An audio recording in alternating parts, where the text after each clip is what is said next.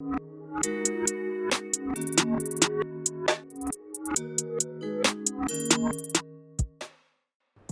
my name's Grace McGinley, and after being born and bred in a council estate in Clydebank and studying TV production for 4 years, I feel passionate about the opportunities for working class people within the industry.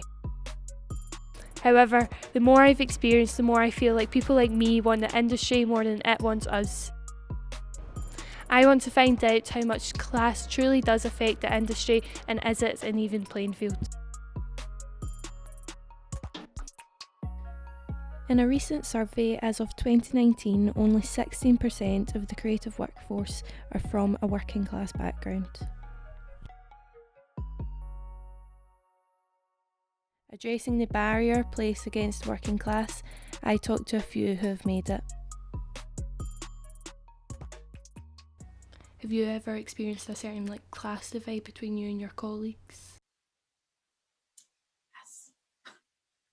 I mean, I don't know if you've noticed, Grace, but I look completely different from anybody that would work in TV. So being in Leeds, especially in Yorkshire, I've worked with 2 Black people in 10 years. Coming from a working class background where people that I was surrounded with weren't these prestigious jobs like lawyers or doctors or whatever. So walking into the BBC, I was like, oh my God, these are all posh people. They're well-spoken people. I have nothing in common with them. And then on top of that, I look completely different. So I was like, it was very nerve-wracking. And then when I went into the first production company, it was the same. Although there were younger people there, there was still a divide because we almost spoke different languages. We had different backgrounds. I think that the biggest concern is crew. So there's loads of positions on a film crew. And I just think there's hardly any working class film crew because they just don't know that those jobs exist. Even the runners on short films they're all from posh backgrounds. I think, how did they manage to get on this set? And it's because they knew someone, they knew an exec. And it's because they knew that exec, it's I'll get my nephew has to be on these short films. So you think so even working class people getting to be a runner on a short film and they get £50 a day, there's already loads of barriers close to that. So that's when I started to feel it, because I was like, oh gosh, some of these cameramen are really upmarket. They're from a different world to me. Time, just because you're mentioning the private school kind of mentality, I remember there was a teacher that worked alongside us, and he was telling us about a comment that a private school boy said. So there was 2 schools battling, like schools do. They were fighting at lunchtimes and things. And one of the private school boys said, "We have so many more advantages than they have." And this teacher thought it was being sincere, look, we've got so many more opportunities and whatever. He says, we've got so many more advantages than they have. I mean, for a start, breakfast. That always lived with me because I'm defiantly working class, and I always like to think I will be, no matter how much is in the bank. I will always see myself as working class. They cling to their identity as working as upper class and private schoolboys as much as I cling to being working class. So I think there was other instances where I had an argument. with a fellow student, and he was from London, quite well off, and we were arguing about the inheritance tax. He says, "Well, that affects me like this," and I was like, "What do you mean?" I said, "I don't care." I went, if you're inheriting more than £325,000, right, you should be taxed. No, because me and my brother and my sister, we're all going to be taxed. And I was thinking, if you're inheriting more than £1 million from your parents, from your mum, I don't give a fuck. I don't give a fuck. Literally could not give a fucking shit. Oh my days. Shut up. Literally shut up. I'm sat here going, I have £4.36 in my purse to last me the week, right? I have been to Lidl and got the 30% off, right? I am batch cooking. I am eating the peas that have fallen out the pea bag into the freezer, scooping them out and putting them in a fucking pan to eat with my dinner. And you're having a go at me because of the inheritance tax.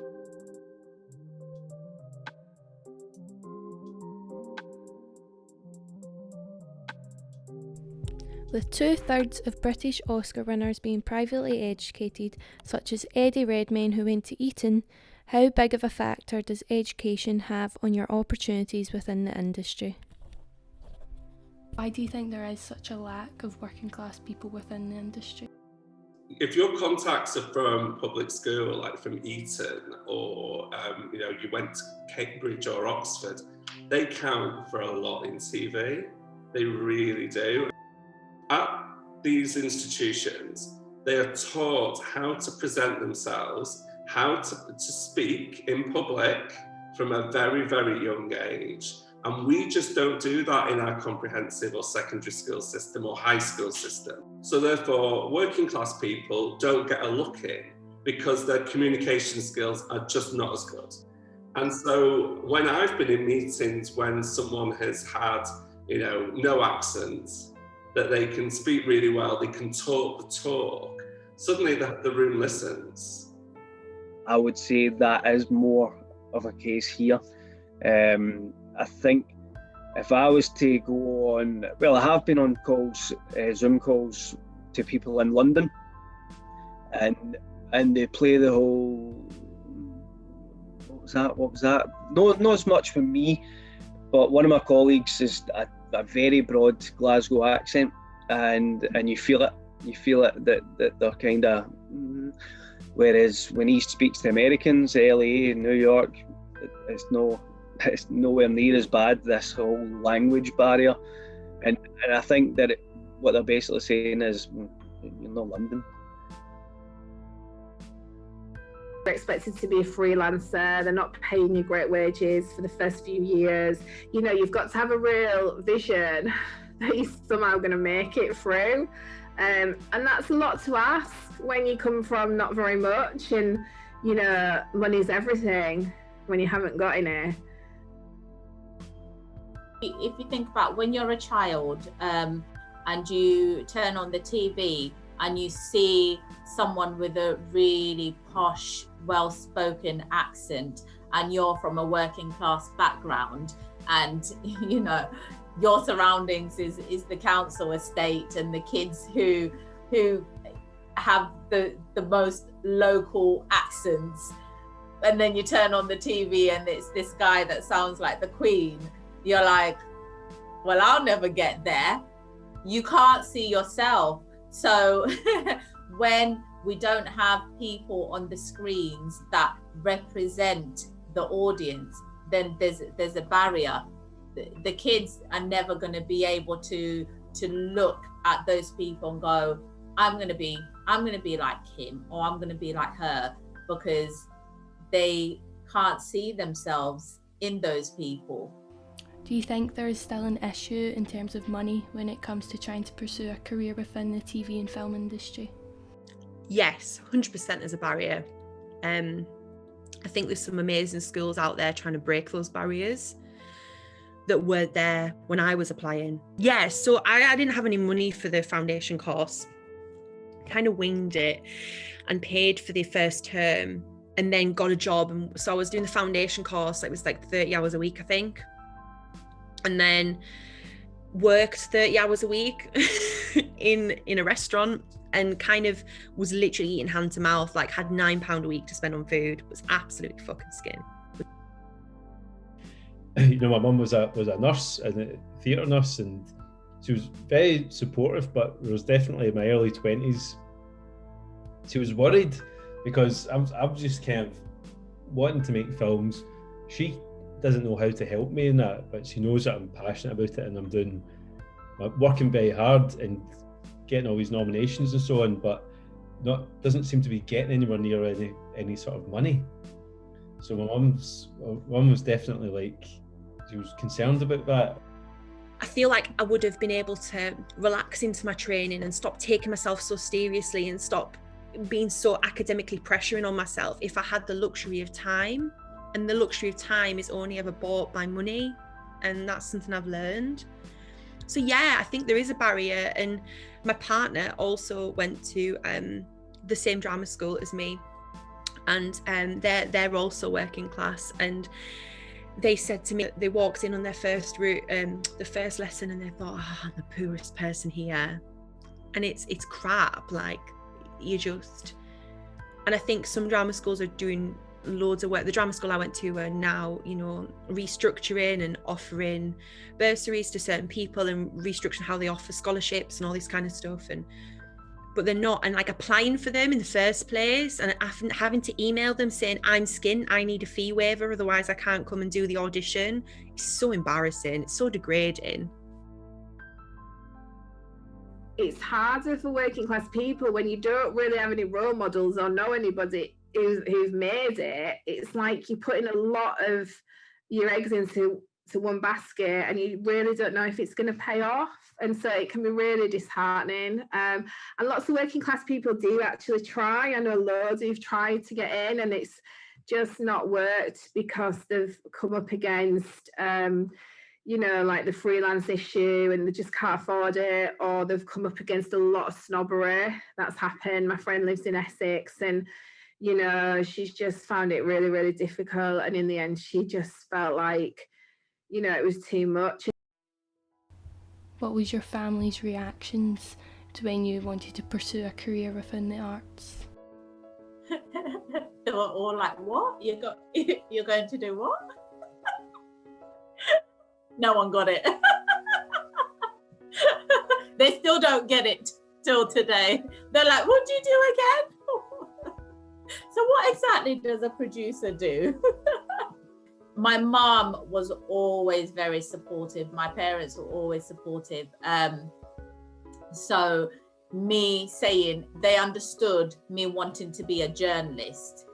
They got that because that's what we lived on, was the news.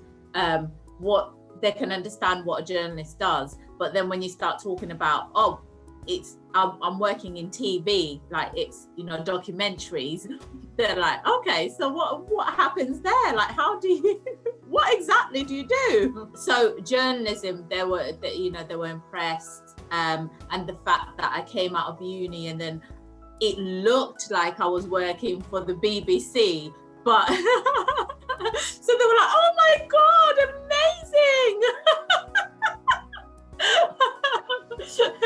And then they realize, oh, it's just work experience. Oh, it's just one shift here and there. But, because I was given that work ethic to, if you want to do something, then you have to work hard at it. So they understood that this is the path I've chosen. So I have to keep working hard to make it a success. I come from a family that are really supportive of my passions, and I come from a creative family who value creativity, and maybe not all working class families do value that. That's important too.